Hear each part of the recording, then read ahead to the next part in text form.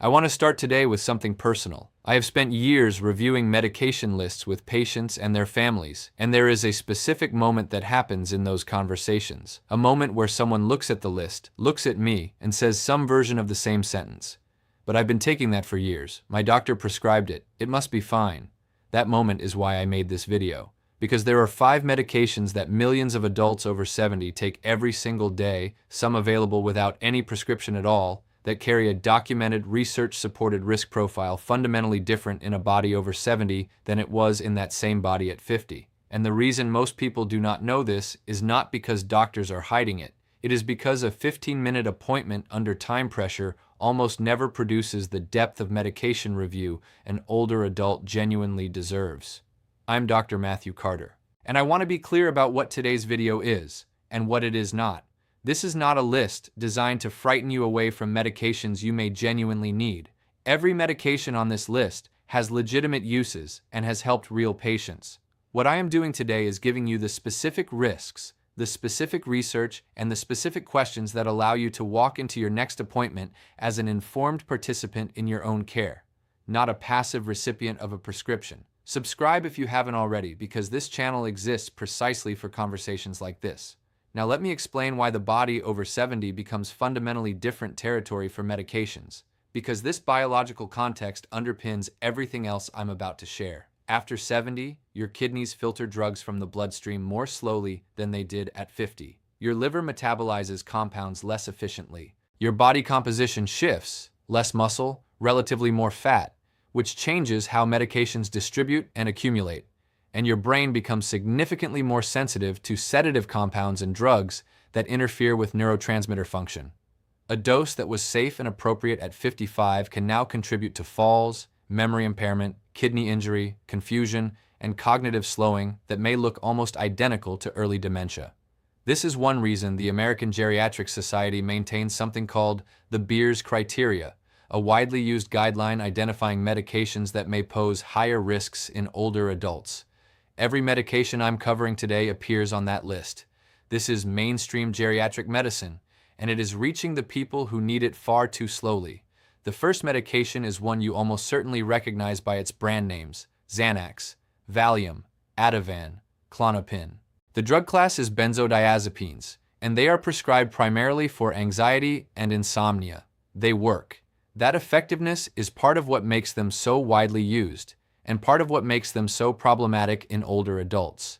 After 70, the brain's sensitivity to benzodiazepines changes significantly, and because the liver metabolizes these drugs more slowly, they remain in the body longer.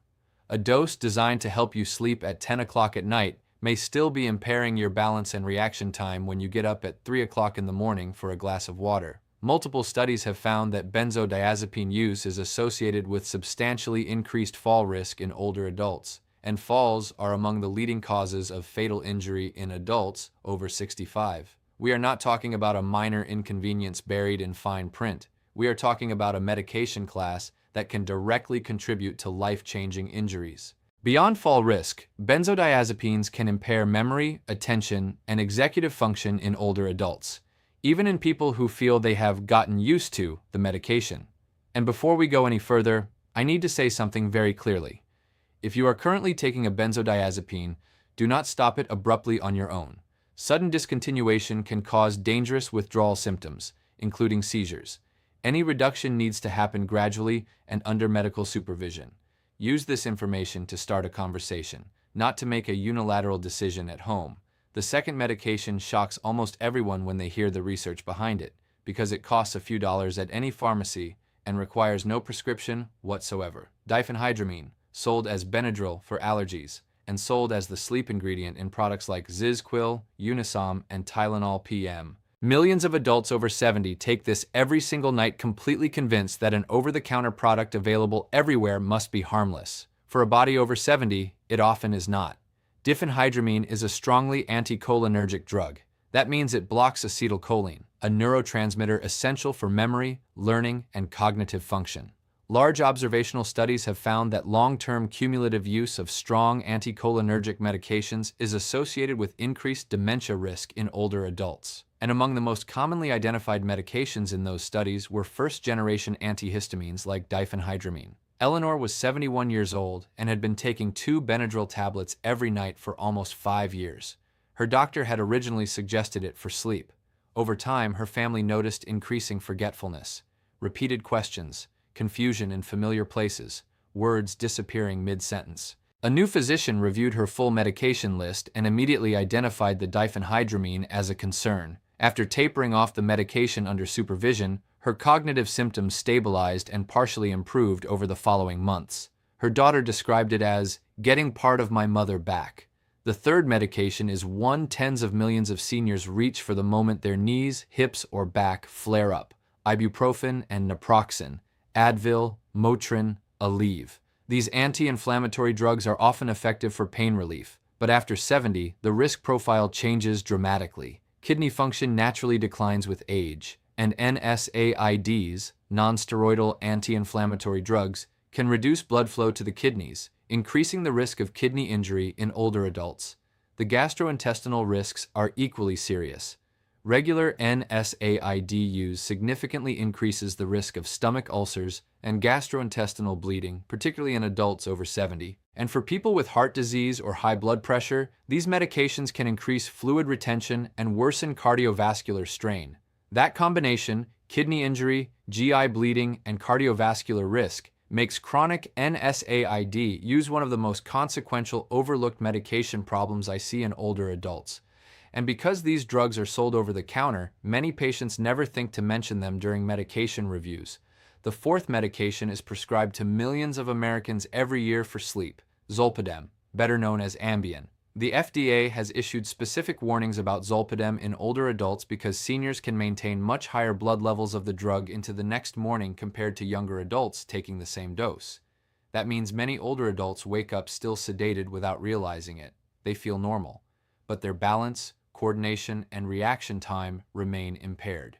Research consistently shows increased fall and hip fracture risk associated with Zolpidem use in older adults, and hip fractures after 70 can become catastrophic events leading to blood clots, pneumonia, loss of independence, and sharply increased mortality. There is another problem most patients never hear. Zolpidem may help you fall asleep faster, but it can disrupt the deeper restorative stages of sleep. So people sleep, but often wake feeling unrefreshed. That drives continued dependence and escalating use without truly improving long-term sleep quality. Now here's exactly what I want you to do. First, write down every medication you take, prescription and over-the-counter. Yes, include the Benadryl, the Advil, the sleep aids, the acid reflux medication. Over-the-counter does not mean risk-free. Second, bring that list to your doctor and ask specifically for a geriatric medication review using the Beers criteria. Those words will immediately make sense to any physician familiar with older adult care. Third, for chronic pain, ask whether acetaminophen may be a safer first-line option for you. Used correctly, it is generally gentler on the kidneys and stomach than NSAIDs. Fourth, for sleep problems, ask about cognitive behavioral therapy for insomnia, CBTI. Research consistently shows that CBT1 produces better long-term outcomes than sleep medications for many patients, without dependency or morning sedation. Fifth, if you have been taking a proton pump inhibitor, medications like Prilosec or Nexium, for many months or years, ask whether you still need it and whether your vitamin B12 level has been checked recently. And one final safety point: do not stop prescription medications abruptly without medical guidance, especially benzodiazepines. Medication changes after 70 should be thoughtful, gradual, and supervised. These 5 medications are not automatically dangerous for every person in every situation, but in adults over 70, used long-term without reassessment, the research is very clear. Your body has changed since many of these medications were first prescribed. Your medication list may need to change too. Comment below with one of 3 responses. Comment, "Reviewing my list," if you are checking your medications today. Comment your age and which of these medications you want to discuss with your doctor. Or comment, "Sharing this," if you are sending this to a family member who needs to see it. I read every comment. I'm Dr. Matthew Carter. Subscribe now because next week I'm covering the blood pressure medications that may quietly damage kidneys in adults over 60 and the specific blood tests that can catch the damage before it becomes permanent. Take good care of yourself.